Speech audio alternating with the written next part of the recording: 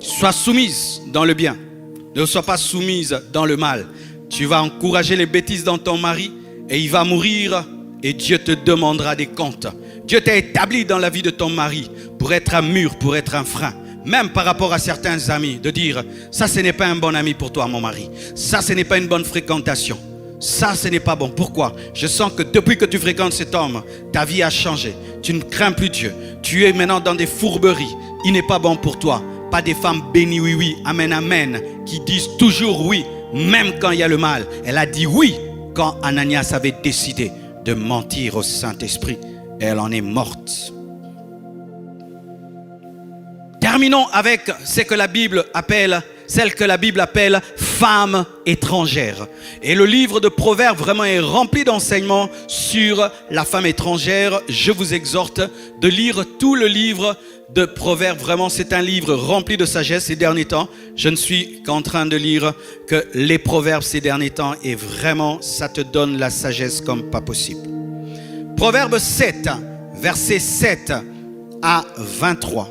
Je vais lire tout. J'aperçus parmi les stupides, je remarquai parmi les jeunes gens un garçon dépourvu de sens. Les femmes étrangères font tomber et tuent les stupides et les immatures. Les immatures qui ne fuient pas le péché. Vous savez, dans le domaine de l'impudicité, de l'adultère, la force c'est fuir. Ce sont ceux qui fuient qui sont forts, pas ceux qui résistent. Mais la Bible nous dit, j'aperçus parmi les stupides, j'ai remarqué parmi les jeunes gens un garçon dépourvu d'intelligence. Il passait dans la rue, près de l'angle où se tenait une de ces femmes étrangères. Alors qu'il faut fuir l'angle où se tiennent les femmes étrangères. Quand tu vois des femmes prostituées à droite, mon frère va à gauche. Ne dis pas non, même s'il y a une route à gauche, je passerai par là. Ce sont les stupides qui font ça. Et il se dirigeait lentement du côté de sa demeure. Lentement. Des fois, on ne va pas directement. Ça commence dans ta pensée, et puis les yeux, et puis tu fais un pas, et puis un deuxième pas. Dieu t'interdit, et puis tu évolues jusque-là. Tu es en train d'aller où, mon frère? Tu es en train d'aller où? Quel est le processus qui a commencé en toi? Car on va vers la femme étrangère lentement, lentement. Il passait dans la rue. Et il se dirigeait lentement du côté de sa demeure. C'était au crépuscule, pendant le soir. Les femmes étrangères aiment les ténèbres. Elles aiment les choses cachées, les cachotteries. Lorsque tu mènes une vie en plein jour dans la lumière, la femme étrangère ne va pas t'attraper. Mais si tu vis dans les ténèbres, tu as une vie cachée, tu as une vie d'hypocrisie. C'est quand la femme étrangère t'attrapera parce qu'elle opère au crépuscule, pendant le soir, au milieu de la nuit et de l'obscurité. Et voici, il fut abordé par une femme ayant la mise d'une prostituée et la ruse dans le cœur. Ce sont des femmes rusées, ce sont des femmes courageuse. Elle a le courage d'avancer vers un homme. Elle a le courage de draguer un homme. Elle a le courage d'envoyer des photos bizarres à un homme. Elle a ce courage-là. Les femmes étrangères, elle n'a pas peur. Elle n'a pas honte. C'est elle qui fait le premier pas. C'est elle qui vient vers toi. C'est elle qui te montre sa nudité. C'est elle qui te dit, les femmes étrangères. Et la Bible dit, elle était bruyante et rétive. Ses pieds ne restaient point en place. Une femme sans discipline, tantôt dans la rue, tantôt sur les places et près de tous les angles. Elle est partout au même moment. Elle se promène beaucoup, tu la vois partout. Alors que les bonnes femmes, on les voit rarement.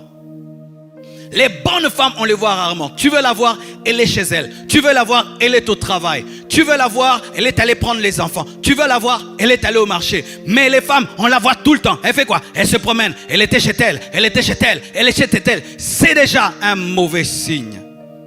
Et elle le saisit et l'embrassa. Ce n'est pas l'homme qui l'embrasse. C'est elle qui saisit l'homme et qui l'embrasse. Donc un courage terrible. Certaines même prennent la drogue. Et je suis étonné de voir des chrétiens qui côtoient de telles femmes. Et nous savons ce que la Bible dit. Elle le saisit. Et lorsque cet homme a commencé à le suivre, écoutez le nom qui lui est donné. On n'appelle plus cet homme jeune homme. On l'appelle bœuf.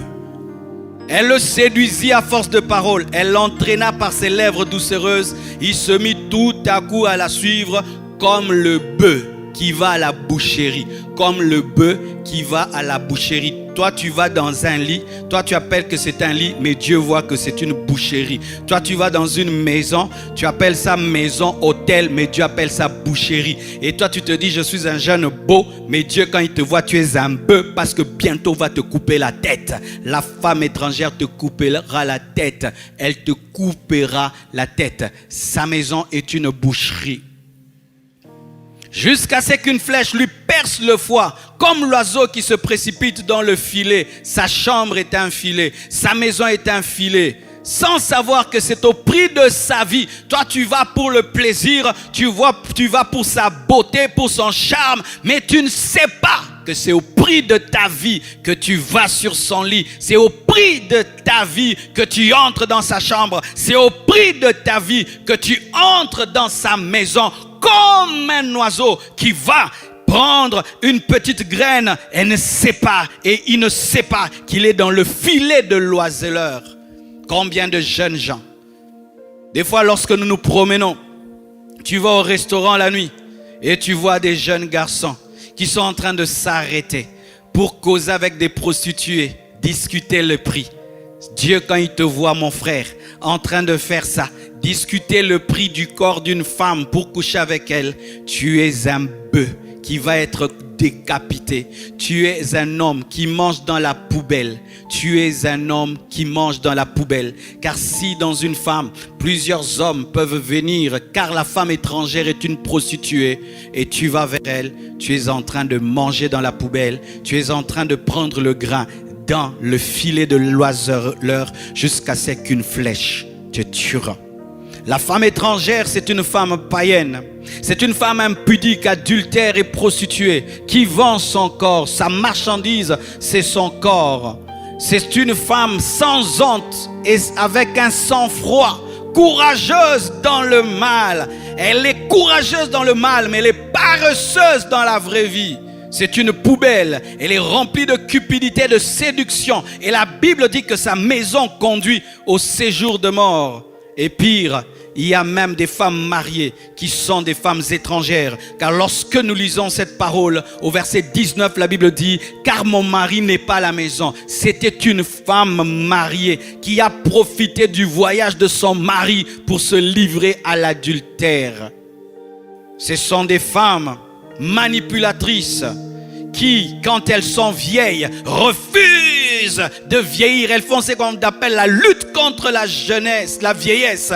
Elles aiment le plaisir plus que Dieu. Es-tu une femme étrangère? Es-tu une femme païenne? Es-tu une femme impudique, une femme adultère? Cher homme, tu es avec qui? Avec une femme païenne, avec une femme adultère. Tu es avec une femme d'autrui, tu es avec une prostituée, tu as une prostituée que tu payes à chaque fin du mois. Des hommes pareils, ce sont des fous, ce sont des insensés, des insensés. Et même des mamans qui aujourd'hui payent des jeunes garçons, sortent avec des jeunes garçons. Cet enfant, ce jeune garçon à l'âge de tes enfants, tu es une femme étrangère. Et la Bible dit ta maison conduit vers le séjour de mort. Mes frères, par rapport à ces femmes, il n'y a qu'une seule solution. Il faut avoir Jésus-Christ. Car si tu n'as pas Christ, quoi que tu fasses, tu finiras un jour par tomber. Il faut que tu aies le Saint-Esprit, car si tu n'as pas le Saint-Esprit, tu n'auras pas la force de vaincre la femme étrangère. Tu as besoin de la sagesse divine, et la sagesse divine dans ce domaine, c'est la fuite. Les forts ne peuvent pas vaincre la femme étrangère. Ce sont seulement ceux qui obéissent au Saint-Esprit qui fuient, car la Bible dit, il ne faut pas s'approcher de sa demeure. Ne t'approche jamais de sa demeure. Combien d'hommes, chère sœur, tu as fait tomber? Combien d'hommes mariés tu as fait tomber? Combien de couples tu as détruits? Combien d'églises tu as détruits? Combien de vies tu as détruit? Et certaines même, elle sait qu'elle a le sida. Elle sait qu'elle est malade. Mais elle continue à coucher avec des hommes jusqu'à les tuer. Et cher homme, lorsque tu n'as pas épousé une femme, tu ne peux la connaître. Car les fiançailles sont une période où tu dois observer et tu dois prier. Mais certains, déjà, vous commencez à vivre comme des mariés. Vous tombez avec la femme étrangère, avec la femme païenne. Proverbe 31, verset 3 nous dit, « Ne livre pas ta vigueur aux femmes, et tes voix celles qui perdent les rois. » J'ai parlé aux sœurs pendant 2 jours, et aujourd'hui j'aimerais parler aux hommes. La force que tu as, l'intelligence que tu as, l'énergie que tu as, tu dois la libérer pour Dieu, pour ta destinée, pour tes enfants, pour ton épouse. Mais tu ne dois pas libérer ton énergie et dégager cette énergie auprès des femmes. Car sache que l'énergie que Dieu t'a donnée, que ce soit sur le plan physique, le plan psychique, spirituel, te sera redemandée par Dieu au dernier jour. Ne livre pas ta vigueur aux femmes. Oui, vous qui vous a donné aux femmes, sachez que vous êtes faibles. Vous êtes faibles. Vous êtes en train de perdre l'énergie pour votre destinée. C'est pourquoi tu ne vas pas vite. C'est pourquoi tu ne vas pas loin. Parce que ta puissance est jetée sur la rue. Et la Bible dit, ne livre pas ta vigueur aux femmes et tes voix à celles qui perdent les rois. Imaginez les rois, on les atteint difficilement. Le roi est fort, il peut ordonner à une armée de tuer une autre armée. Mais une femme peut faire tomber un roi. Une femme peut faire tomber un roi. Le grand Samson qui pouvait taper des hommes, toute une armée a été vaincue par une femme. Lorsque tu deviens un homme sage, l'une des choses que tu vas apprendre par le Saint-Esprit, c'est de respecter la femme. C'est avoir une discipline de vie, car elles font tomber même les rois, les femmes étrangères.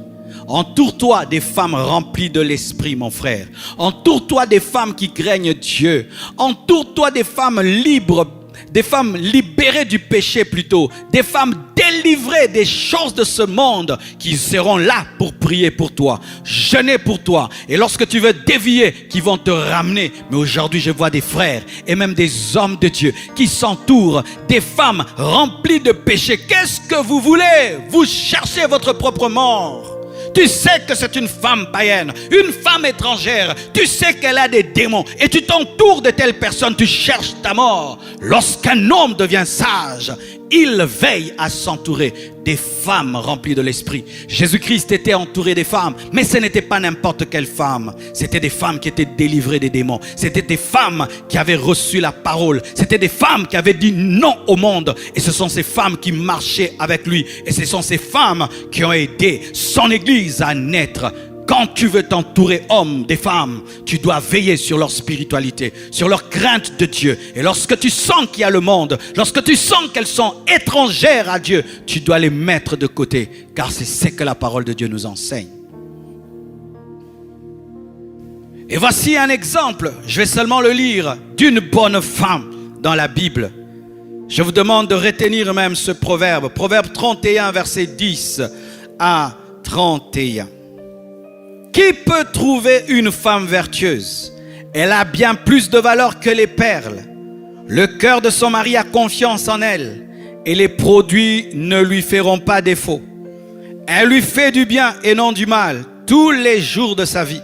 Elle se procure de la laine et du lin et travaille d'une main joyeuse. C'est une femme qui aime son mari en tout temps et c'est une femme travailleuse, pas paresseuse.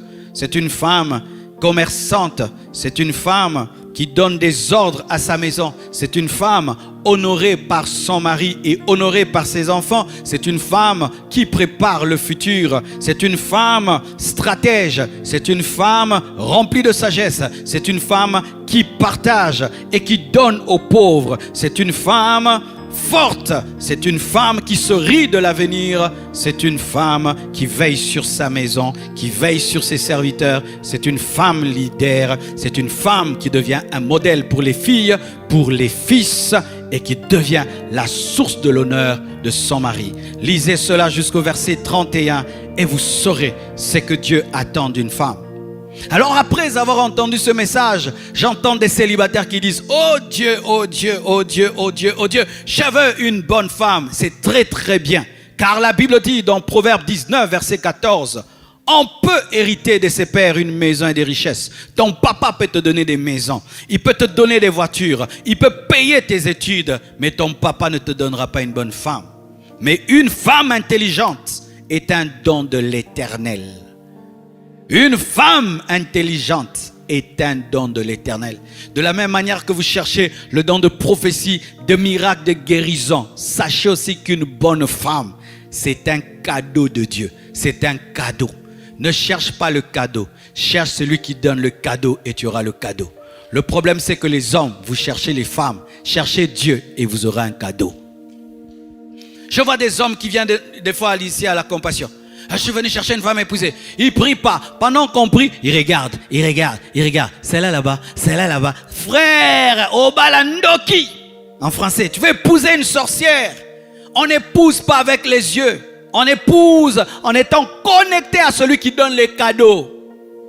Et des fois, il peut te donner un cadeau. Tu te dis, est-ce que c'est vraiment elle? Mais c'est elle. Dans ma vie, mes frères, j'ai cherché à me marier. Et j'ai tout fait pour me marier. Et j'opérais dans la chair. Ah, celle-ci elle est bien, celle-là elle est bien, celle-ci elle est bien. Et puis ça ne marchait pas. Jusqu'à ce que j'ai été brisé dans mon orgueil d'homme. Et je me suis mis à prier pour le mariage comme les sœurs prient pour le mariage. Vous voyez, souvent les sœurs prient bien pour le mariage. Mais les hommes ne prient pas bien pour le mariage. Et Dieu m'a dit, tu dois prier bien comme les sœurs pour les mariages. C'est alors que Dieu m'a donné la victoire. Mon frère, si tu cherches avec la tête, si tu cherches avec les yeux, tu vas tomber sur une femme étrangère et tu pleureras toute ta vie. Prie, connecte-toi à Jésus. Laisse le Saint-Esprit te conduire. Et de la même manière qu'Éléazar a ramené Rebecca à Isaac, Dieu te donnera une bonne femme. Ce sera une femme que ton cœur va aimer, mais tes yeux aussi vont l'aimer. Car il y a certains qui disent, ah non, si je laisse Dieu me choisir, prenez-la ma bête. Il va mal choisir, alors Dieu, lui, il ne maîtrise pas les choses des femmes. Moi-même, non, mon frère. C'est Dieu qui a créé les femmes. Comment toi, tu peux dire que tu maîtrises les femmes alors que c'est lui le créateur? Toi, tu n'as pas créé les femmes, donc Dieu maîtrise les femmes plus que toi. Mais il y a des hommes qui pensent qu'ils maîtrisent les femmes plus que le Dieu des femmes. Abandonne-toi à Dieu. Prie Dieu qui te donne une bonne femme. Aie la foi qui va le faire. Mais si tu épouses une mauvaise femme, tiens bon dans la foi. Ne divorce pas. Endure et prêche à ta femme par ton caractère, ta maîtrise, ton pardon, ta patience. Et un jour Dieu la changera et la transformera. Elle sera une merveilleuse femme. Un homme de Dieu un jour m'a présenté son épouse et m'a dit, cette femme m'a fait souffrir. Et elle-même a dit, oui, je l'ai fait souffrir. Mais regarde, aujourd'hui, c'est une grande prophétesse. Tu peux changer cette femme qui tue les hommes en une femme qui devient ta fierté, ton honneur, par la grâce de Dieu, par la grâce de Dieu, par la grâce de Dieu. Soyez abondamment bénis. Alléluia. Seigneur Dieu de gloire, je te rends grâce pour cette parole. Je te rends grâce pour ce message. Je prie, Père éternel, mon Dieu, que tu bénisses tous ceux qui l'ont reçu, tous ceux qui l'ont entendu. Je prie pour les femmes et je prie pour les hommes. Je prie que ton esprit agisse. Nous savons que ce n'est ni par force ni par puissance, mais c'est par ton esprit. Je prie que tu sauves tous les célibataires qui ont mal choisi, afin qu'ils s'en sortent, qu'ils se libèrent. Mais je prie aussi pour les hommes qui souffrent dans leur couple. Rends-les endurants, persévérants et patients, jusqu'à ce que tu transformeras leur épouse. Éloigne le divorce, éloigne la séparation. Je prie qu'un esprit de sagesse et d'intelligence se saisisse de tous ceux qui nous suivent. J'aimerais prier avec toi qui a compris que si tu n'as pas Jésus, tu ne pourras pas avoir les dons que Jésus donne. Car une bonne femme, c'est un don qui vient de Dieu.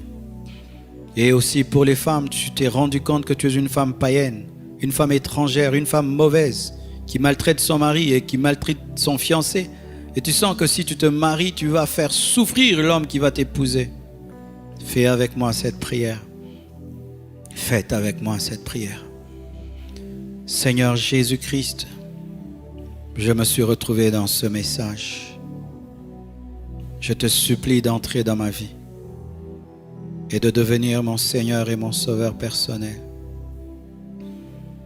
Pardonne tous mes péchés depuis que je suis né jusqu'en ce jour. Lave-moi par ton sang. Inscris mon nom dans le livre de vie. Donne-moi le Saint-Esprit. Délivre-moi totalement des œuvres de ténèbres. Libère-moi de toutes mes tares et mes défauts. Je confesse de ma bouche le Seigneur Jésus-Christ et je crois dans mon cœur que Dieu l'a ressuscité d'entre les morts. Je suis pardonné, je suis sauvé. Merci Jésus. Sauve mon couple, sauve mes fiançailles Jésus. Et donne-moi un cadeau. J'ai ainsi prié. Amen. Acclamons le Seigneur, acclamons, acclamons le Seigneur. J'espère que vous avez été bénis par ce message. Je vous prie de le partager et de vous abonner à notre chaîne YouTube Compassion TV. Nous reviendrons avec un message toujours sur les femmes. Nous parlerons des Jézabel, cela le mercredi ou le vendredi. Et je vous prie d'être connectés. Pour tous ceux qui veulent honorer le Seigneur au travers de leurs offrandes, il y a des coordonnées qui passent sous cette vidéo. Il y a une bande passante. Envoyez vos dons, envoyez vos contributions et soyez sûrs qu'ils serviront à l'œuvre de Dieu.